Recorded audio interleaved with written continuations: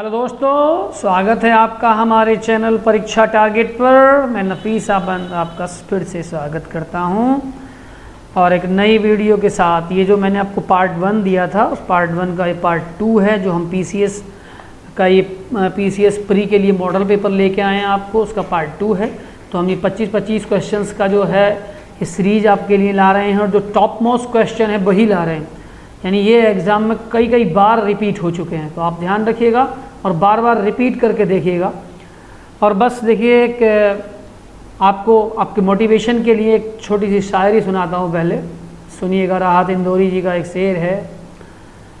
अब न मैं हूँ न बाकी ज़माने मेरे, अब न मैं हूँ न बाकी ज़माने मेरे, फिर भी मशहूर हैं शहरों में फसाने मेरे, फिर भी मशहूर हैं शहरों में फसाने मेरे।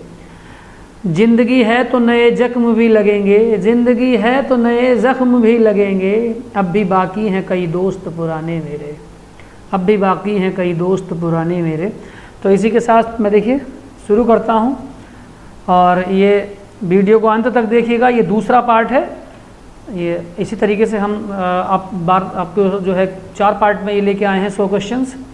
तो जैसा कि आप देख रहे हैं, पहला क्वेश्चन है कि ये जो है देखिए सूचीबद्ध में ये कुछ वन दिए गए हैं और ये कहाँ कहाँ पाए जाते हैं। ये जैसा कि देखा आपने, उष्ण कटिबंधीय वन है और सबसे टफेस्ट क्वेश्चन है ये।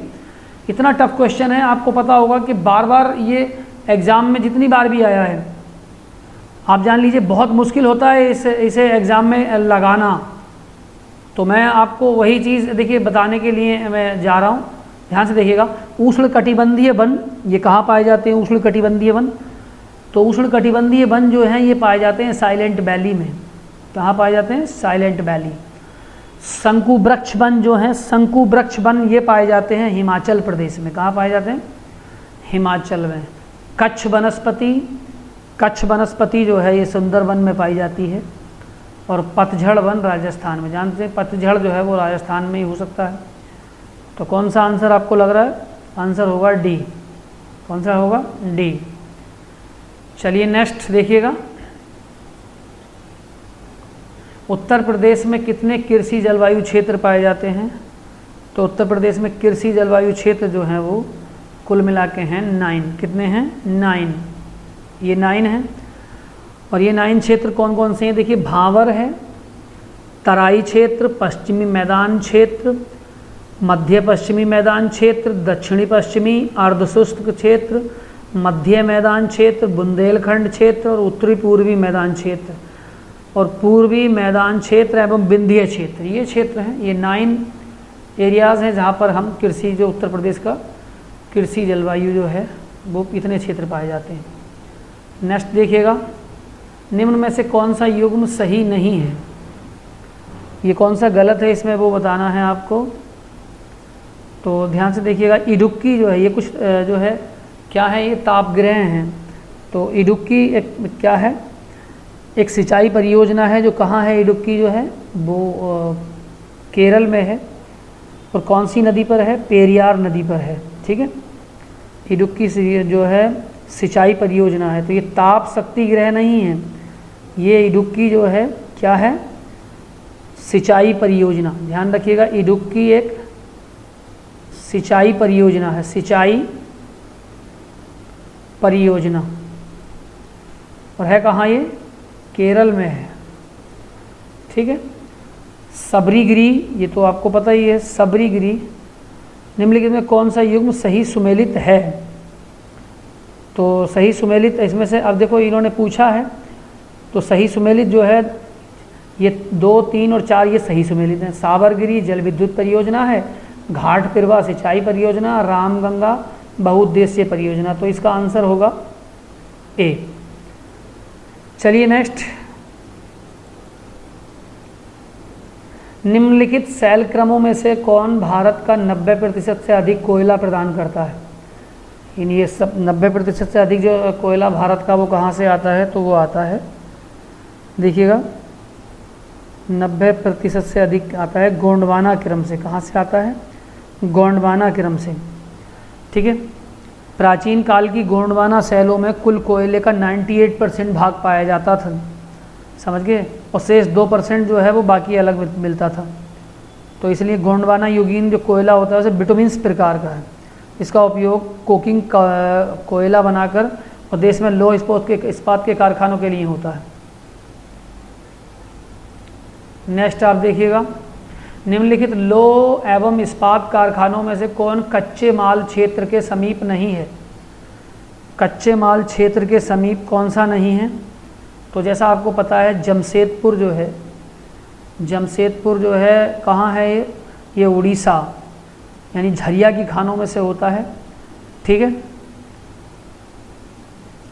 जमशेदपुर उड़ीसा के गृह किसानी मयूरभंज की नवमुंडी खानों से होता है। ठीक है, तो इसका जो आंसर होगा वो होता है डी, सेलम। क्या है? सेलम। ठीक है, सेलम जो है इस्पात कारखाने कच्चे माल के क्षेत्र के समीप नहीं है, ये अलग है। नेक्स्ट आप देखिएगा, सूची 1 और सूची 2 है कंपनी और ये उसकी स्थिति है, ध्यान रखिएगा क्या है। देखिए बाल्को, तो बाल्को जो है वो कोरबा, कहाँ? ये बाल्को है कोरबा। हिंडाल्को, हिंडाल्को जो है वो रेनकूट में है, कहाँ? रेनकूट ये। और नाल्को, और नाल्को है कोरापुट में, नाल्को कोरापुट में है। तो एक ही बचा इंडियन एल्युमिनियम कंपनी, ये हीराकुंड में है। तो आंसर क्या होगा? A2। A2 का मतलब यहाँ से देखिए आंसर होगा B। ये नेक्स्ट आप देखिएगा, भारत का सर्वाधिक गहराई वाला बंदरगाह। भारत का सर्वाधिक गहराई वाला बंदरगाह जो है वो कौन सा है? वो है पारादीप। क्या है? पारादीप बंदरगाह। कितनी गहराई है इसकी? इसकी गहराई है 18.7 मीटर। कहाँ है ये? उड़ीसा में, उड़ीसा। और उड़ीसा का एक ज़िला है जगत सिंहपुर ज़िले में है। ठीक है, उड़ीसा का एक ज़िला है जगत सिंहपुर, ये इस ज़िले में है, जगत सिंहपुर इस ज़िले में। ठीक, नेक्स्ट आप देखिएगा, कर्क रेखा निम्नलिखित में से किन राज्यों से गुजरती है? किन राज्यों से होकर गुजरती है? तो कर्क रेखा के बारे में अभी आप थोड़ा जान लीजिए। ये क्वेश्चन कई बार आया है और बार बार बहुत दिक्कत करता है कि कर्क रेखा कहाँ कहाँ से गुजरती है। और इस क्वेश्चन से असल में प्रॉब्लम भी देखिए बहुत रहती है। कई बार ये परेशानी ये है कि कैसे बताएं। मैं उस चीज़ को आपको थोड़ा सा क्लियर करके बताता हूँ कि कहाँ कहाँ से गुजरती है। तो कर्क रेखा गुजरती है, आप देखिएगा ध्यान से, एक तो गुजरात से, कहाँ से? गुजरात। और फिर गुजरती है राजस्थान से, राजस्थान के बाद जाती है MP में, मध्य प्रदेश, फिर जाती है छत्तीसगढ़ में, छत्तीसगढ़। ठीक है, और फिर आती है झारखंड, और इसके बाद आती है पश्चिम बंगाल, और फिर आती है त्रिपुरा, और नेक्स्ट है मिजोरम। कहाँ? मिजोरम। तो भारत के देखिए इतने राज्यों से गुजरती है कर्क रेखा, गुजरात, राजस्थान, मध्य प्रदेश, छत्तीसगढ़, झारखंड, पश्चिम बंगाल, त्रिपुरा और मिजोरम। तो कहाँ से नहीं गुजरती आप ये बताइए? इसमें आपको क्या चीज़ नहीं मिली? तो इसमें नहीं मिला हमें, देखिए ये कहाँ कहाँ से होकर गुजरती है तो ये पूछा है। तो गुजरात से, छत्तीसगढ़ से और झारखंड से, 1 2 4, तो आंसर ये वाला होगा, उत्तर प्रदेश से नहीं गुजरती है। ठीक, नेक्स्ट आप देखिएगा, कौन सा सबसे बड़ा पठार? सबसे बड़ा पठार जो है वो है कोलोराडो। ये विश्व भूगोल में से है, कोलोराडो का पठार सबसे बड़ा पठार है कहाँ ये? ये है USA उत्तरी, ये है संयुक्त राज्य अमेरिका के दक्षिण पश्चिमी क्षेत्र में कोलोराडो का पठार। कितना बड़ा है ये? 3,37,000 वर्ग किलोमीटर में है, 3,37,000 वर्ग किलोमीटर में है ये। ठीक है, और एक और है कोलंबिया का पठार जो है, ये कोलंबिया का पठार ये है 1,60,000 वर्ग किलोमीटर में। कोलंबिया का पठान। ठीक है, नेक्स्ट आप देखिएगा, वर्षा की मात्रा किस चीज़ पर निर्भर करती है? तो वर्षा की मात्रा निर्भर करती है वायुमंडल में नमी पर। ठीक है, पृथ्वी की सतह पर जो ये असल में पानी वाष्पित होकर जो ठंडा होकर पानी की बूंदों में आता है ना, उसी पे निर्भर करती है। नेक्स्ट आप देखिए, निम्न में से कौन सा विशालतम हिमनद? ये विशालतम हिमनद पूछा है तो वो है सासाइनी। क्या है? सासाइनी। सासाइनी जो है ये कितना विशाल है? ये है 156 किलोमीटर। और गंगोत्री है 30 किलोमीटर का। जैमू है 26 किलोमीटर का। और सियाचिन है 75 किलोमीटर का। अगर आपको सही क्रम भी लगाने आ जाए तो आप ऐसे लगाइएगा AD BC। नेक्स्ट, इस तरह के क्वेश्चन बहुत आने हैं क्योंकि PCS में इन्हीं क्वेश्चनों का चलन हो गया, और आप इन क्वेश्चंस को बार बार रिपीट करिए, आपको पक्के याद। निम्नलिखित में से कौन शीत महासागर की धारा नहीं है?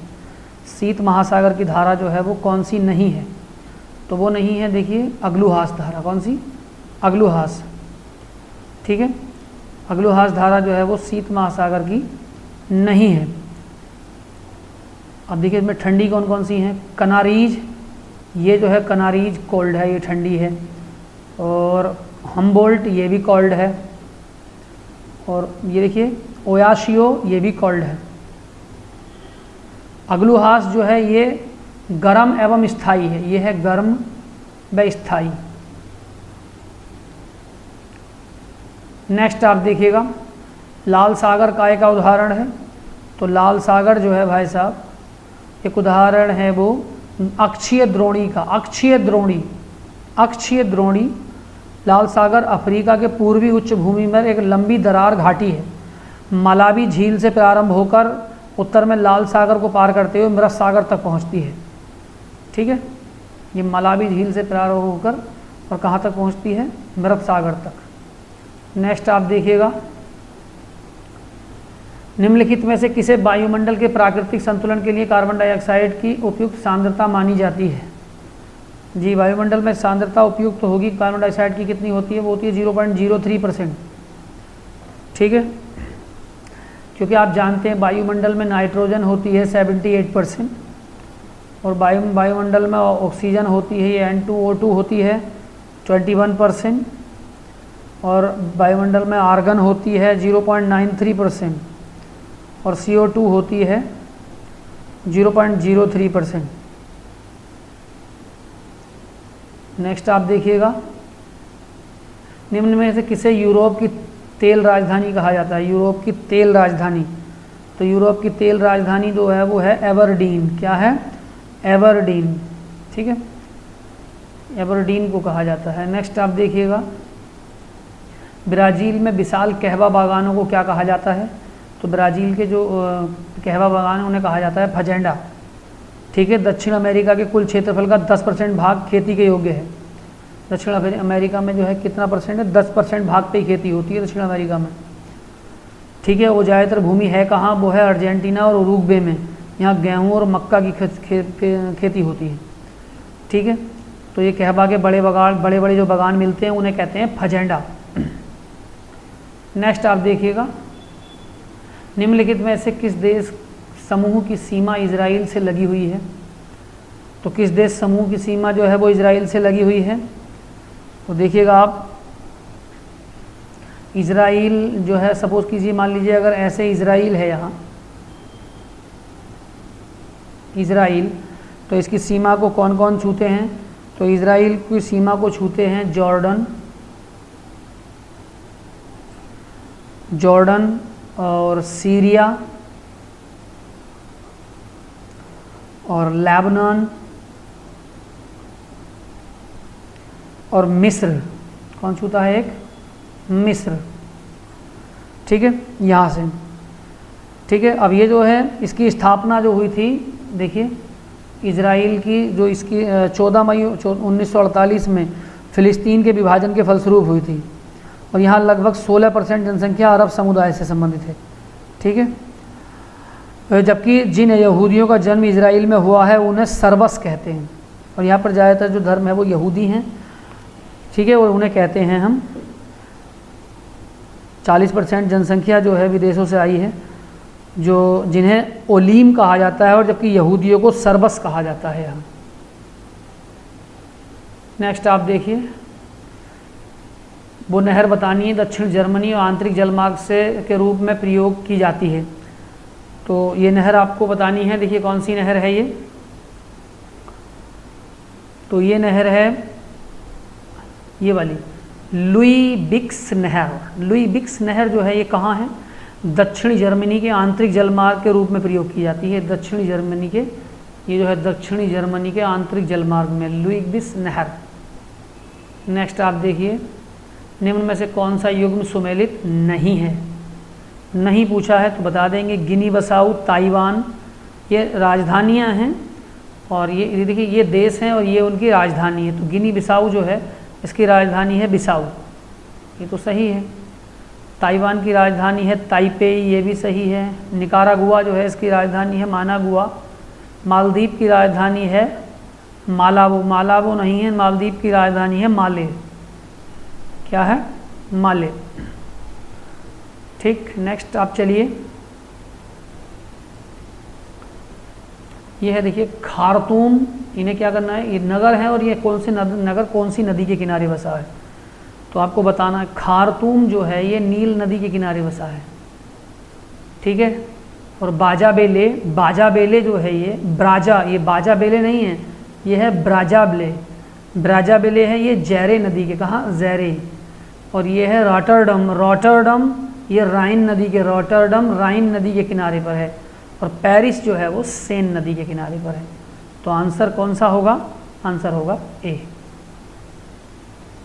ठीक है। नेक्स्ट आप देखिएगा, 2011 की जनगणना के अनुसार अनुसूचित जनजातियों की संख्या का प्रतिशत उसके कुल जनसंख्या के प्रतिशत के हिसाब से न्यूनतम है। सबसे कम जो है वो कहाँ है वो बताना है। तो इसके हिसाब से देखिए उत्तर प्रदेश में जो है, ये बात कर रहे हैं एसटी की, उत्तर प्रदेश में 0.6% एसटी रहती है। क्या की बात कर रहे हैं, एसटी। और बिहार में कितनी रहती है, 1.3 एसटी। तमिलनाडु में कितनी है, 1.1 एसटी, ठीक है, 1.1%। और केरल में कितनी है, 1.5%, 1.5% एसटी। ये एसटी की बात कर रहे थे। अनुसूचित जाति, अनुसूचित जनजाति है ये, ठीक है। तो अगर हम इसमें बात करें तो ये जो है कौन सा है, सबसे कम जो पूछा है, सबसे कम है उत्तर प्रदेश में, ये 0.6%। नेक्स्ट आप देखिएगा, 2011 की जनगणना के अनुसार निम्न में से किस राज्य की जनसंख्या में कमी आई है। कौन से राज्य की जनसंख्या बढ़ी नहीं है, कम हुई है, तो वो राज्य है नागालैंड। क्या है, नागालैंड। नागालैंड की जनसंख्या में 0.6% जो है वो कमी आई है, यानी ये माइनस में गई है, ठीक। बाकी जो मणिपुर की जनसंख्या है वो 24.5% बढ़ी है, और त्रिपुरा की 14.8% बढ़ी है, सिक्किम की 12.9% बढ़ी है। नेक्स्ट आप देखिएगा, विश्व स्वास्थ्य संगठन अनुसार 1993 में विश्व के 16.5 मिलियन मृत्यु छुआछूत की बीमारियों के कारण हुई थी। तो इसमें से कौन सा सही और कौन सा गलत बताना है। तो देखिए पहली बात ये है, मैं आपको बता देता हूँ कि स्वास्थ्य नियोजन ये जो है असल में सही है, बिल्कुल दोनों ही सही हैं। इसका आंसर होगा ए। नेक्स्ट आप देखिएगा, निम्नलिखित में से कौन एक राज्य आर्थिक दृष्टि से सबसे ऊपर किंतु लिंगानुपात के आधार से सबसे नीचे। आर्थिक दृष्टि सबसे ऊपर है और वो है हरियाणा। लिंगानुपात के मामले में सबसे ज़्यादा कम है, इसमें है 861, और महाराष्ट्र में है 922, मध्य प्रदेश में है 931, और पश्चिम बंगाल में कितना है 950। ये सबसे कम लिंगानुपात है वो हरियाणा का।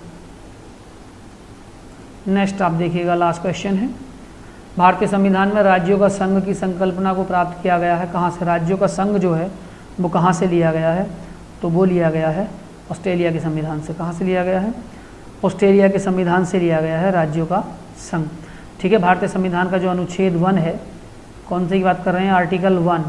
आर्टिकल 1 के अनुसार राज्यों का संघ यानी भारत राज्यों का संघ। आर्टिकल 1 जो है वो क्या है, भारत राज्यों का संघ है। ठीक है, जबकि अमेरिका के संविधान में संघ की जगह फेडरेशन की व्यवस्था है। ये ध्यान रखना, अमेरिका का जो संविधान है उसमें संघ नहीं है, उसमें है फेडरेशन, फेडरेशन है। ठीक है, वास्तव में भारतीय संविधान दूसरों के देशों के संविधान से बहुत कुछ लिया गया है, इसलिए भारतीय संविधान को हम, भारतीय संविधान का एक और नाम बता देता हूँ, उधार का थैला, उधार का थैला। ठीक है, तो दोस्तों ये 25 क्वेश्चन थे और ये दूसरा भाग है। हम यूपीपीसीएस के मॉडल, ये मॉडल पेपर पर जो क्वेश्चन हैं आपके वो लेके आ रहे हैं। ये तरीके से आप देखते रहिएगा और ज़्यादातर क्वेश्चंस हम आपके लिए मोस्ट इंपॉर्टेंट क्वेश्चन लेके आए हैं। तो वीडियो देखने के लिए थैंक यू, धन्यवाद, बाय।